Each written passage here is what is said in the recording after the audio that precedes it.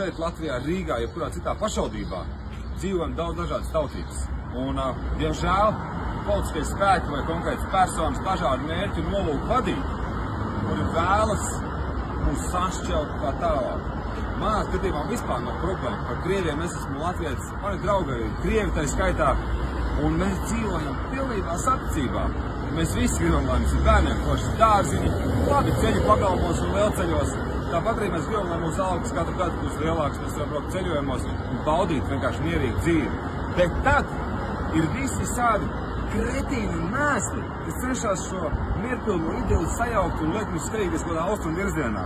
Un, ja precīzi, es varbūt nosaukšu, ka ir šādi mēsli, tad ir arī šādi mēsli.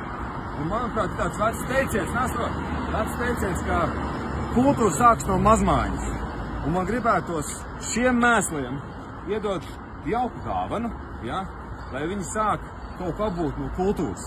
Varbūt kaut ko sapratīs.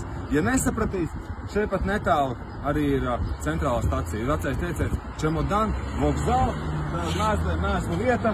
Un kā saka, na тебе подарок!